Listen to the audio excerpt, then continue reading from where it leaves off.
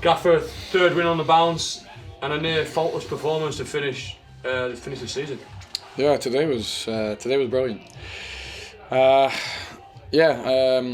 It's sort of the last few games have felt like that. I think what I got today was a level of performance and a way of playing that can really hurt teams over the course of a whole game. I loved watching that today. It reminded me of Wigan of those sort of Premier League years under Roberto. It was that style of play.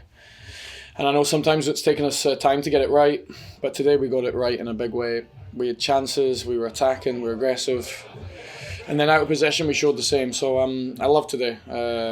I really did. I know it was the last game of the season, but it still meant the world to me. So I was really so happy for the players.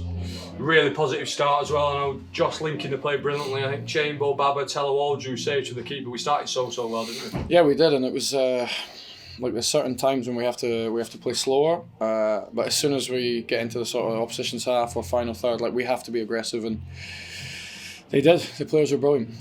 From the first whistle, they just they tried to win the game. Sometimes we got things we could have been even better. We could have been even more clinical, but when we have that many shots, that many chances, you're going to miss some. So I was really happy. I hope the fans have seen moments like this during a season when we're trying to bring back a certain way of playing. I mentioned the DNA of this club. They had amazing history before I was here. They had brilliant history when I was here as a player. And look, it highlights the talented young players that we have. Some of the performances today were brilliant. And I mentioned young players, but it starts from Josh and Callum. They led the team today, so I appreciate what they did today. And the skipper got his deserved goal. Yeah, look, he's that's the thing about Josh. I've worked with him now for 18 months. He had a big injury at Reading last year. I actually still think he's improved all season. He's improved where he gets himself into when we've got crosses, cutbacks, and his link-up play today was brilliant. And he showed a ton of speed in the wide area. Josh was he was at his best today, and I appreciate what he's done this year. There's things he's done off the pitch and the way that he's led the squad, my relationship with him. I'm really appreciative of what he's done. Really difficult time as well at the start of the season. And let's not forget we had a youth team on pre-season. We had players handing in notices. This was all during pre-season. And he led us through that and led the group through that. The dressing room is the players' domain, and special mention to Josh. I feel that connection with Josh and the fans. It wasn't there when I arrived. It's certainly here now. Johnny Smith adds another long-range strike to his collection. He doesn't score tap-ins, does he? No, I want him to. But Johnny's a talent. If I get, he was really unlucky this season. He missed a large part of pre-season, and I think you can still see the effects of trying to catch up physically. But he's a talented boy. You get him 1v1. There's not many fullbacks in this league. Like with the speed he has, he hurts lots of fullbacks. So I'm expecting a lot from Johnny next year. He knows that. But he's been good. He's been patient-ish. But I'm really happy where he's at the moment. On the other side of the game, it must be really pleasing to control the game the way we did, and we restricted Bristol. They didn't have a shot on target all game. That must be equally as pleasing. Yeah, look, I am. I'm really aware of how this season's gone. I'm not oblivious to that. Everything has to improve with the ball. We have to improve without it. Today, and in the last few weeks, really since January, we are trying to be better defensively.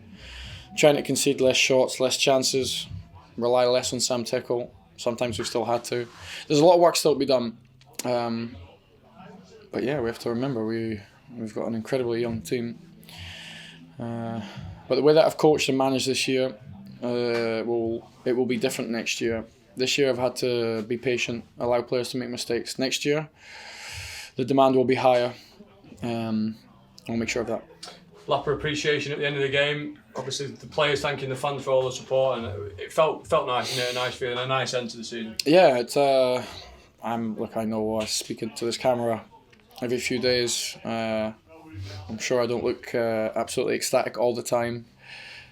Actually, doing that lap was, it sort of had a deep feeling of appreciation. It meant a lot. I've never had. I've done them at Celtic and things like that, and obviously that was my boyhood club. It has something deep in the heart, but this felt similar. It really did. Just because of every one of the fans keep saying thanks to me for what I did. Honestly, they can't forget what this club did for me. I was 28, leaving my boyhood club. I'd barely played in 3 years, and you guys saved my career here. I'm just repaying what you did for me. Just looking at the season as a whole, with the embargo, the points deduction, to effectively hit 70 points this season with every difficulty we had. You talked about pre-season, the young squad. How do you reflect on the season as a whole? We could talk here all day about this, couldn't we? But how do you reflect? Tremendous achievement. Yeah, it really is. I think the players' efforts have slightly gone unnoticed. You look at some of the really big boys in the Premier League. Everton have had -8.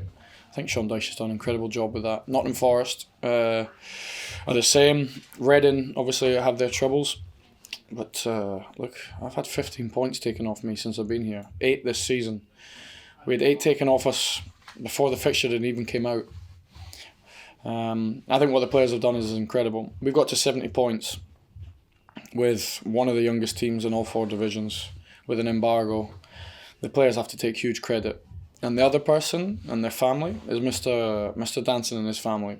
We can talk about 70 points, we can talk about a lap of appreciation.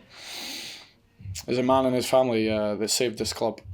We wouldn't be here without him. So hopefully one day he gets his lap, and he deserves it. We wouldn't be here without him.